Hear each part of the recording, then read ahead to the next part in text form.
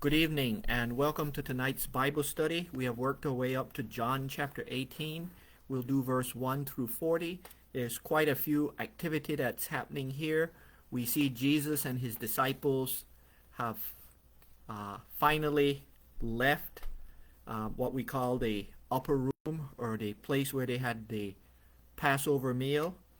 And he was praying last time. First he prayed for himself, then he prayed for his disciples, then he prayed for all believers. And we pick up in chapter 18 verse 1. It says, when he had finished praying, Jesus left with his disciples and crossed the Kidron Valley. On the other side there was an olive grove, and he and his disciples went into it. Now Judas, who betrayed him, knew the place, because Jesus has often met with his disciples. So Judas came to the grove, guiding a detachment of soldiers and some officials with the chief priests and the Pharisees. They were carrying torches, lanterns, and weapons. Jesus, knowing all that was going to happen to him, went out and asked him, "Who is it you want?" "Jesus of Nazareth," they replied. "I am he," Jesus said, and Judas the traitor was standing there with them. When Jesus said, "I am he," they drew back and fell to the ground. Again he spoke and asked them, "Who is it you want?" And they said, "Jesus of Nazareth." "I told you that I am he," Jesus answered. "If you are looking for me, then let these men go." This happened so that the word he had spoken would be fulfilled. "I will not lose one of those you gave me." Then Simon Peter, who had a sword, drew it and struck the high priest's servant, cutting off his right ear. The servant's name was Malchus. Jesus commanded Peter, "Put your sword away. Shall I not drink the cup the Father has given me?" Then the detachment of soldiers with its commanders and the Jewish officials arrested Jesus. They bound him and brought him first to Annas, who was the father-in-law to Caiaphas, the chief priest that year. Caiaphas was the one who had advised the Jews that it would be good if one man died for the people. At this point, what we see is it's a very historical story. We all know the story very well, especially since we recite it practically every year during the what we call Passion Week. But here we see the scripture brings out several things that we need to be mindful of. Jesus prayed for his disciples. He knew he was going to be arrested. He had sent Judas out to do what he needed to do. Judas knew where they were going. The scripture said they left where they were and they went over across the Kidron Valley, and they went to what we call the Mount of Olives, or an olive grove. And so it's the reason we call it a mountain is valley, and they're going up the mountain, or where the olives are. And so it points out, the scripture said, no, Judas, who betrayed him, knew the place, because Jesus had often met there with his disciples. And one of the things that I find very interesting is Jesus is just like us in many ways. He's a creature of habit. And what does that mean? Judas knew where he was going because he had met there before, during the entire week before. When Jesus withdrew each and every night, he probably went to the olive groves with his disciples and spent time there. And so Judas knew what Jesus would do. So Jesus, just like you and I, we're creatures of habit. He withdrew to this mountain with this olive grove, or Mount of Olives. And there Judas brings this detachment. And it said that Judas guided them to where he knew Jesus would be, because he often met there with his disciples. And they came to this mountain grove, or olive grove, with soldiers, officials from the chief priests and the Pharisees, and they were carrying, and the scripture carries out torches, lanterns, and weapons. And what this means, it's dark. It's after sunset, and here they come, probably 7, 8 at night, carrying these things. After they had finished their Seder meal, and they brought these weapons, and Jesus went out and meet them. And the pivotal scripture for us is chapter 18, verse 4. Jesus, knowing all that was going to happen to him, went out and asked him, "Who is it you want?" Jesus knew, as the Son of God, the one that is from the very beginning, he knew exactly what was going to happen. That he, as a matter of fact, he points out that's the purpose that he came for later on in the scripture. And they said, "Jesus of Nazareth," verse 5. And he replied, "I am he." And again, Jesus keeps surprising people, surprised us even today. If I knew that they were looking for me and I knew they were coming, I would be somewhere else. That would have been the easy solution for Jesus to not have been there. But because he knew, he actually voluntarily went and met them and said, "I am he." And this surprised them because normal people don't act this way. They don't normally give up themselves like this. And so the scripture said, when Jesus said, "I am he," they, meaning the soldiers, the chief priests, the officials, they fell back and fell to the ground. They were shocked. I mean, why would he do this? And again, he asked them, "Who is it you want?" And they said, "Jesus of Nazareth." And he points out, "I told you that I am he." Jesus answered, "If you're looking for me, then let these men go." And the whole point of this exchange is explained in a few brief sentences here, because we see Jesus did not want his disciples to be arrested with him and killed. And that was exactly what was going to happen. Think about any conflict. If you have people with weapons on one side and other people with weapons on the other side, just a little skirmish breaks out. Next thing you know, it's full-scale war. And that's what we see could have happened. And we know it could have happened because in verse 10 it says, "Then Simon Peter, who had a sword, drew it and struck the high priest's servant, cutting off his ear." The servant's name was Malchus. Not in this scripture, but in the other scriptures found in Luke and such, we see that this same exchange where Peter withdrew his sword and hacked off Malchus' ears, that Jesus then heals Malchus, pick up his ear and heals it. In other words, Jesus was calming down the situation, and the reason for that is he was willing to be arrested, but he did not want his disciples arrested. And so listen to what Jesus said, and it's quite clear. The scripture said Jesus commanded Peter. He didn't ask Peter. He basically ordered Peter. It was an order that, put away the sword. Shall I not drink the cup my Father has given me? In other words, Jesus knew that he was there for a reason. It was and he used this metaphor, drink the cup the Father has given me, which is mean going to the cross and dying. And it said, then the detachment of soldier with its commanders and Jewish official arrested Jesus without a fight. Peter put away his sword. Jesus healed Malchus, and they bound him and they brought him in front of Ananias.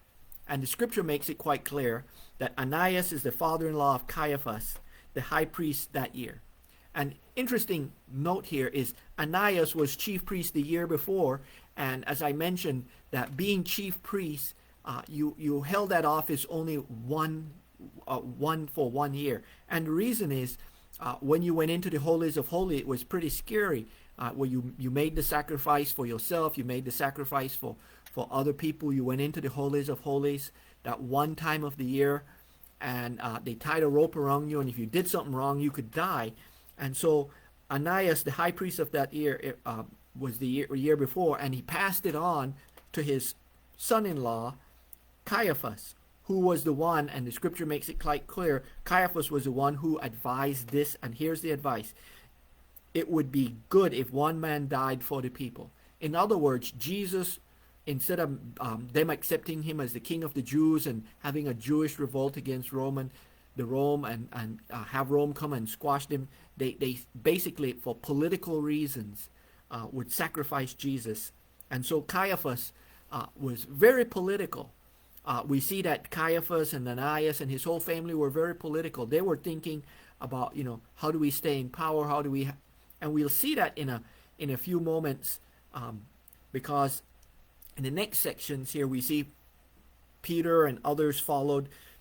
Let's go ahead and read that. Verse 15, it says, Simon Peter and another disciples were following Jesus. Because this disciple was known to the high priest, he went with Jesus into the high priest's courtyard. But Peter had to wait outside at the door. The other disciple, who was known to the high priest, came back, spoke to the girl on duty there, and brought Peter in. You are not one of this man's disciples, are you? The girl at the door asked Peter. Peter replied, I am not. It was cold, and the servants and the officials stood around a fire they had made to keep warm. Peter also, standing with them, was warming himself. So here we see what Jesus has predicted for Peter, that he would deny him 3 times before the cocks crowed. So time is going along. We see he's here in front of Ananias. First, then they said, meanwhile, the high priest questioned Jesus about his disciples and his teachings. He questioned Jesus about his disciples and his teachings. And again, Jesus did not want his disciples to go die with him.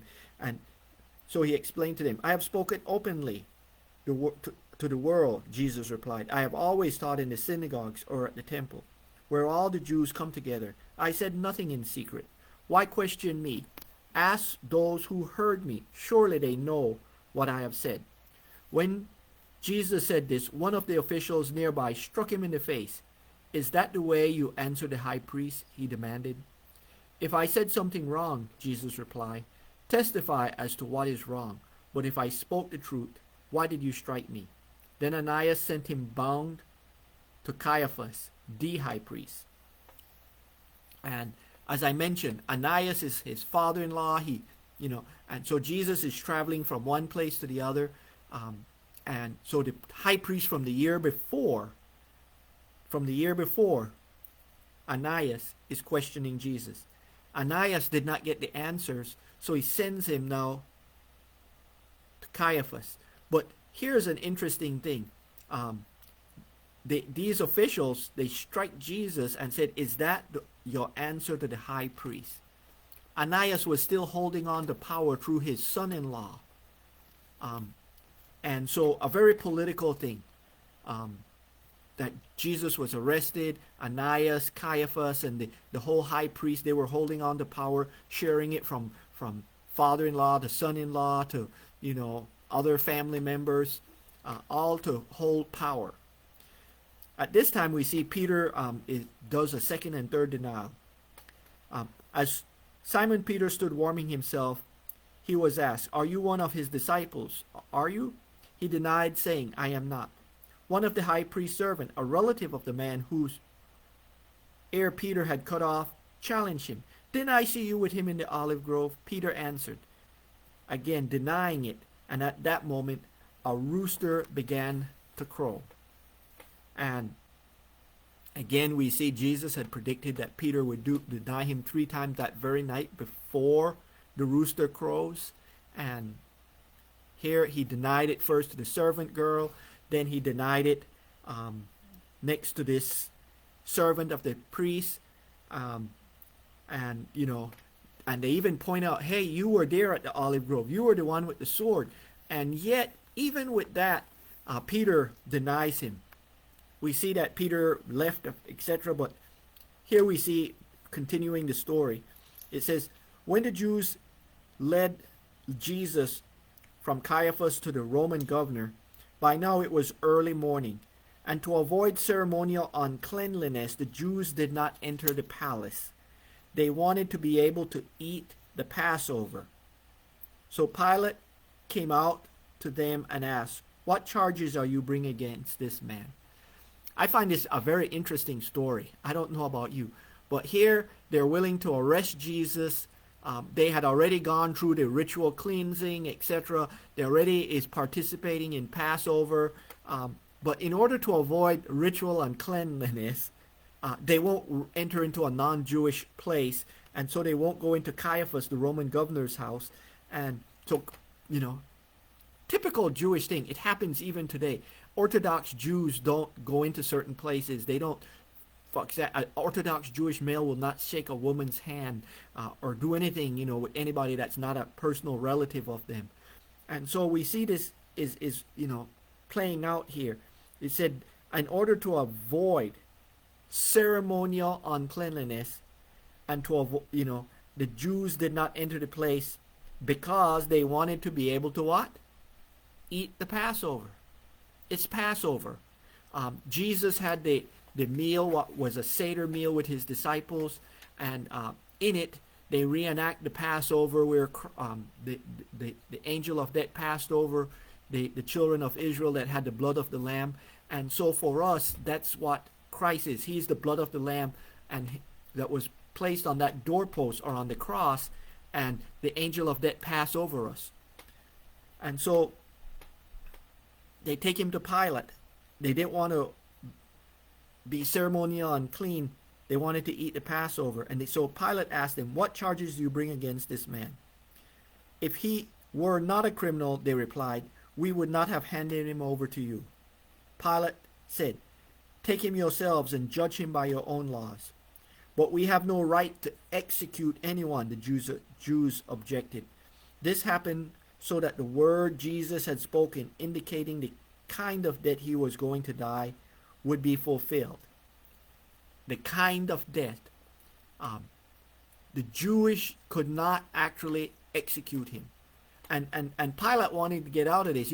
Hey, y'all arrested him. What are the charges? And rather than saying what the charges are, they're saying, if he was not a criminal, we would not have handed him over to you.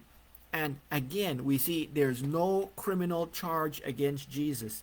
But they want him to be what? Executed, to be killed. They couldn't do it themselves, so they handed him over.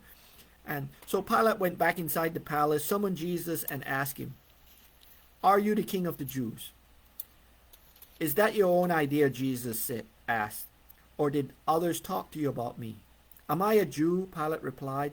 "If it was your people and your chief priests," plural, chief priests, "who handed you over to me, what is it you have done?" Jesus said, "My kingdom is not of this world. If it were, my servants would fight to prevent my arrest by the Jews.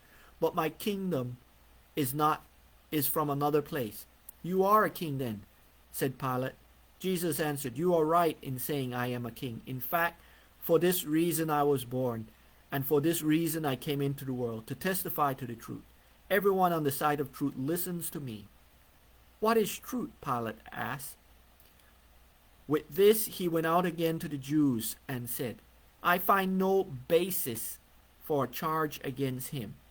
But it is your custom for me to release one of your prisoners at the time of the Passover. Do you want me to release the king of the Jews?" They shouted back, "Not him. Give us Barabbas." Now Barabbas had taken part in a rebellion. Here we see Pilate, being a Roman governor and knowing the law, said, "I find no what?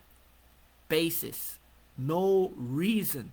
No valid reason for why they want to get rid of Jesus." The fact that he's claiming he's a king but not the king of the Jews, the fact that he's claiming that, if I was a king, my servants would fight, but there's no fight. There's no fight. As a matter of fact, we see that Jesus intentionally did not want his disciples to get involved with a fight. Peter and the disciples were willing to die with Jesus, to put up a fight, pull swords and rebel and get the people on their side and have riots and such. But Jesus wanted none of that.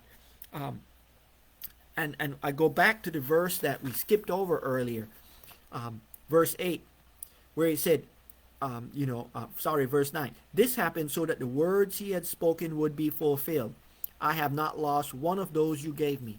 In other words, Jesus never lost any of the disciples to a riot, to a fight, to anything like that. As a matter of fact, Peter came very close. He pulled a sword. He hacked off Malchus' ears. The others who were there, the officials and soldiers, they could have pulled their swords and it could have been a fight, a melee. But instead, Jesus healed Malchus. He orders Peter to put away his sword.